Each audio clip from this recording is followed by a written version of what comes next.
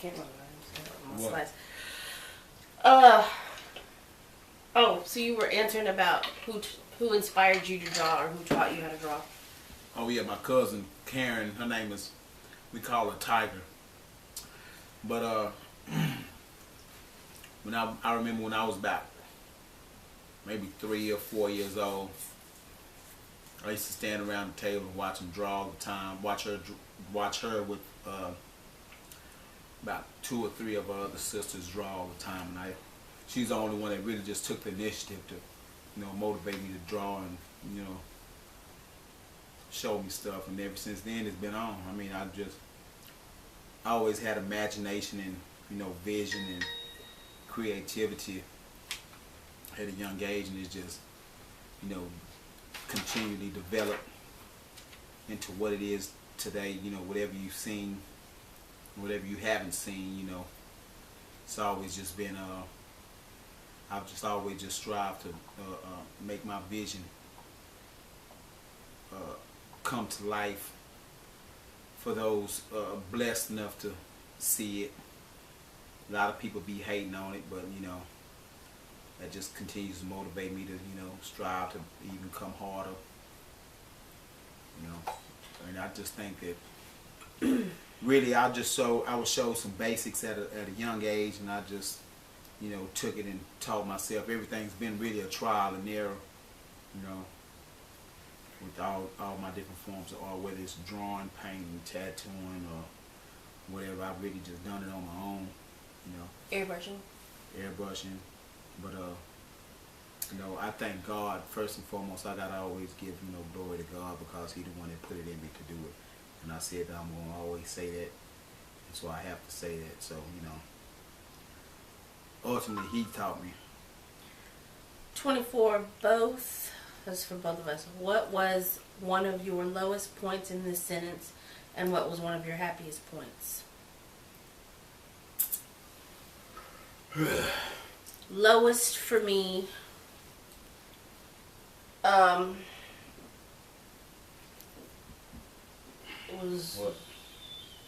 when we went on the mountain. Happiest points for me was when he finally agreed to marry me, because he felt like we didn't need to get married, because it was just, what was your you had a lot of reasons. One, it was just paper. Well, we're already committed to each other. I don't know, whatever. That was one of my happiest. And yeah. So what about you? Happiest and lowest?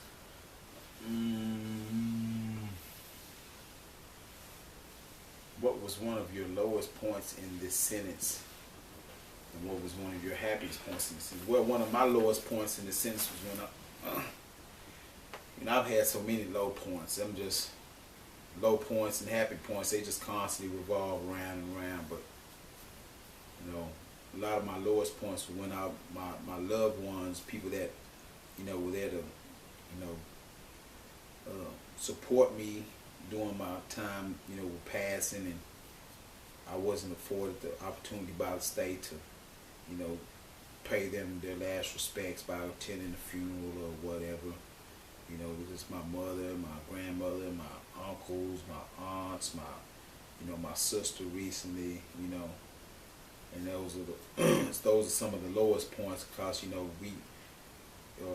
you're incarcerated, you all you got to do is live on memories, and the physical is gone, so you aren't given the opportunity to just pay that physical attention, respect, and so that can be one of the lowest. Those were some of the lowest. While she talking about the mountain, the mountain, I believe, is what saved me. Sometimes you have to look, you have to look at yourself first. If you can't find love with yourself, for yourself, then you can't love no one else. I'm an avid believer in that.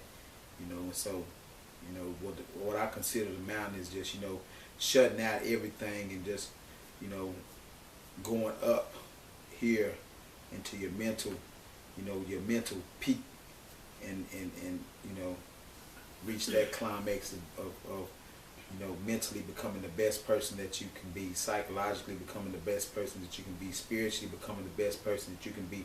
And at times that means shutting out everyone, even those that, you know, you say you love. You can't really love them if you can't, you know, truly love yourself. And truly loving yourself is becoming, you know, self-knowledgeable, you know, about, you know, who you are, what you are, why you are here, you know, how you will, you know, become the best person you can be. And, you know, you become bombarded, or you become, sometimes you may become sidetracked with, you know, influences outside of, you know, you. And you know, I recommend that to everybody. You know, some people think I be tripping, but, you know, it's a spiritual elevation when you go up on the mountain. Jesus did it. You know, he took his apostles with him up on the mountain, and these were people that, you know, had to be elevated to that spiritual awareness. And once you become spiritually aware, you know, when you're in prison, prison is a place where you become, is a testimony of you becoming, or you have once been spiritually debased. You know, I believe that. And so, you know, down there, you know, it's a multitude of people, you know, that have been spiritually debased, and, you know, whatever, and that helps you to get back centered on your spirituality. Your spirituality, first and foremost, has to be, you know, rock solid, you know, and whatever your belief in God is, you know, you have to be firm in that. And that, you know, if it causes for you to go up on a mountain, you know, you can't really be concerned about the emotions of someone else, because, you know, ultimately, if you're not rock solid and you're not happy with yourself, your whole relationships are doomed. You know, everything is gonna be, you know, on built up on the sand. You know, when as soon as the tide come in, it's gonna wash away. And so, you know, that's why, you know, I found that as being one of my happiest points, because I discovered who I was, and I discovered, you know, my purpose that God gave me, and it ultimately led me to right here, you know, and this is, you know, the result of my happiest point, and I'm still in my happiest point, you know, right here. It's for both of us, but I'll ask you so you don't counteract my response. If you could tell any other couple looking at your kind of time, what would you tell them? If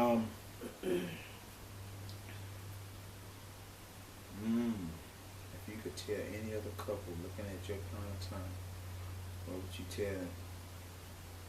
Hey, you know, if you love that individual, just, you know, be there, you know. Go through some hard times, you know. Communication is the key. I believe that. If you know, some people might not like what you have to say, you know, but I believe one thing: if you say it, it's already been said, and it can only, you know, build up in that subconscious mind, you know, and that communication is going to help everything, you know, flourish. You know, that communication can only make it better. If it's what's not said that really hurts, you know, what's said might hurt at the moment, but as time go on, you know, it can be understood and perceived as what it's meant to be. But if you don't say it and something happened, you know, while people are going through big periods of time, and, you know, God forbid anything tragic happen, you know, then you're sitting wondering,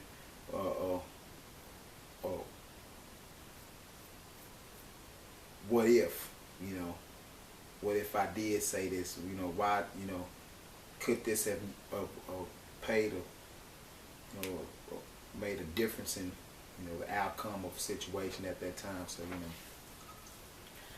If I could tell another couple looking at the kind of time, I mean, our time's not over, but, you know, because there's still a parole issue, but I guess I would say really evaluate the kind of love you have for that person, and is it the kind of love that you can't walk away from? Because if you could find yourself walking away, then I don't think it's fair to either to venture into a lengthy sentence if you're not going to be able, if you don't have a desire to put in the effort to stay at it and do whatever's necessary. I mean, there were things that Ben had to do that were necessary for him that didn't make me feel the best. I mean, you just have to be willing to, as a couple, make those tough decisions, and as an individual, make a decision that maybe the two of you together don't see eye to eye on, but things that need to be done. I mean, I think you know if you're willing to stick it out, and if you are, then like Van said, I mean, communication is very important. Being there is very important. Doing absolutely everything you can do to keep that person relevant and important in your day-to-day life, even though they're physically absent from it. That was really important to me anyway. 26, both describe the other in 3 words or less. I guess I'll go first. Van, in 3 words or less. Amazing, kind,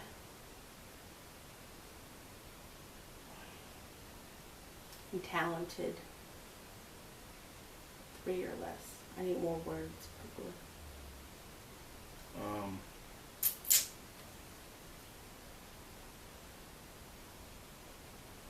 I'm gonna say supportive, caring, and self-sacrificing.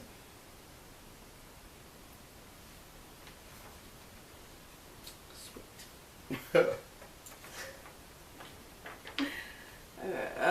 27, Van, how much do you love Carly and Spanky? I think you know who asked that question. What's that? Carly. Mm-hmm. She inboxed that one. How much do I love Carly and Spanky? Well, you know, I love Carly like she's a daughter of mine, really. You know, she's real cool. You know, she's come to me for advice, you know, and I like that because, you know, and then at the same time, her not actually being my daughter, and I, being where I come from, I just try to give it to her real, you know, and then at the same time, her having Spanky, you know, I try to keep that in mind that she's raising him, and so I try to give her insight and input to where, you know, I know that it's going to be reciprocated in his upbringing. And Spanky, you know, that's my little daddy right there, you know. You know, he loves his pawpaw, you know. That's what he called me, his pawpaw. Pawpaw. You know, so, you know, I love them both to death, you know. Happy birthday, Spanky. Yesterday was his birthday. The 20th question. Both of us, why are y'all making these videos, and what do you hope to accomplish by it? Why are we making these videos? I don't know why we're making these videos. You know, it's new to me. I don't know. Whatever we trying to accomplish, I hope it, you know, help to give some type of insight, because, you know, I know one thing a lot of people need, the type of support she's giving me. You know, I've just came from down there, as y'all know, so a lot of people need this type of support, and see that, you know, it goes on just from behind the relationship, from, you know, behind the walls, and the, you know, the blowing up of the heads. You know, I done heard all type of stuff about how people just, you know, blow the heads up of the women that they're writing just in order to get things done and all that type of stuff. You know, you have people down there, you have a lot of brothers down there that actually love their ladies, you know, and you know, recognize that they made mistakes, and, you know, willing to get back out and be the men that they know that they're supposed to be, you know, for their ladies. And you know, I hope that I can shake somebody just to, you know, as a speaking a word of truth, because I know, you know, mine has been 100 with me all the way, you know, and I got to be 100 with her as far as, you know, making sure that she knows that she's loved, and you know, the feelings are reciprocated, you know, for everything that she's done for me. You know, I got to get out here and represent, you know, and show people that, you know, I'm just about as much as her as she was about me, you know. And there's got a lot of dudes down there that really just, you know, the system is getting harder and harder, and people ain't trying to hear it, you know.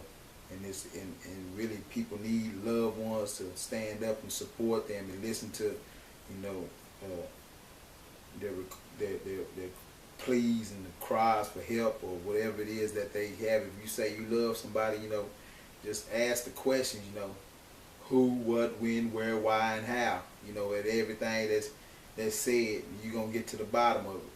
You know, it's, every day is just, you know, it's the book of life, man. You ain't going to know. Every day is new, you know, and you can't just really know that every day everybody's given a chance to, you know, restart their life, you know, renew their life, renew their way of thinking, you know. And so, you know, I think, well, I initially started making these videos because, for one, I knew he was coming. I wanted to introduce the world to Big Hen. I wanted to introduce the world to his style of art, to his vision, to his purpose, to red light. Red light, tats, and holes. Freaking really never hurt so good. That.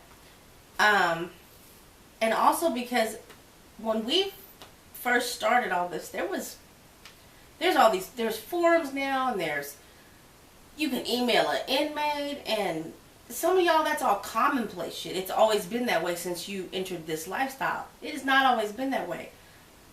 Hell, you didn't get phones till, what, just before you got out there, motherfucker? Before I got out, I got to get on the phone.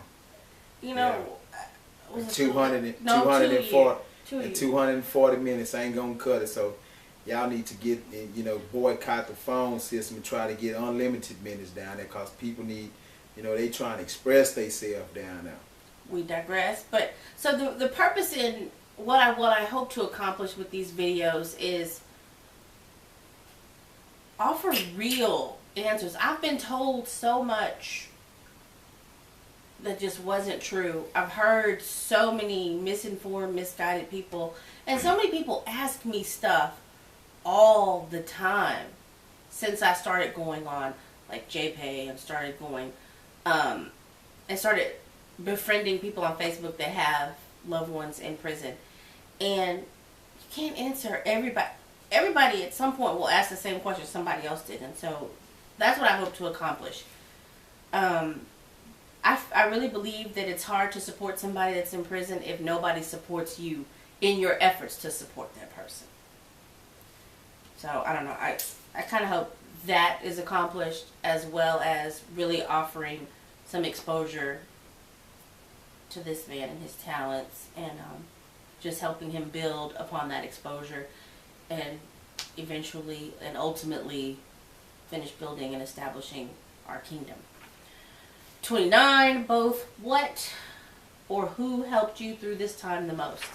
He did. Who helped you the most? Through this time the most? Who helped you through this time? Yes. I have to say God helped me through this time the most. God helped me through this time because, you know, I found myself, that's why I say can ultimately kept me strong, God, you know. My faith got real small at one time. But then, you know, even just having the faith of a mustard seed, I was able to tell that mountain to move from here to there, you know. And then knowing that, you know, God had me, you know, I understand that he put her in my life, you know, put Angie in my life, you know, and she, you know, let God funnel through her and help me also. But I believe ultimately it was God that kept me strong through everything, you know. Well, I thought the question was about a physical, literal person here on earth. A physical, literal person is... I'm not finished. I didn't know it was like we were talking spiritually. It's all... Oh my God, can I answer the question? It said you already gave your answer. Okay. I'm just telling my answer. You're still answering. to the next one. I was about to read it. All right. Number 30. Who or what helped you through the final days of your time? That's the same question. Who or what helped you through the final days of your time? It doesn't even say who it's for. Same thing. I just found myself even beginning to pray more and more because as my final days became, prevalent, a whole lot of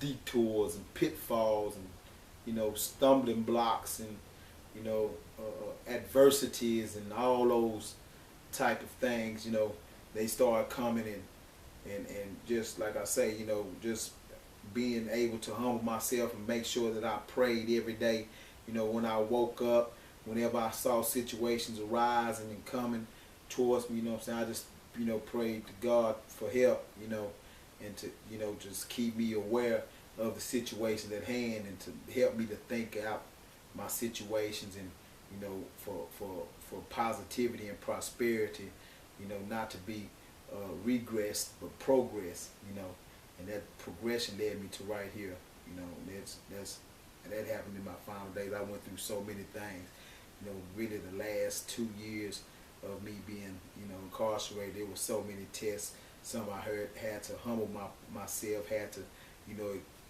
express the spirit of forgiveness, had to exercise my self-control, had to humble myself and not to think, in the mind frame of, the former, Van Henson, the Big Hen, of, the first part of my time where I was, considered to be,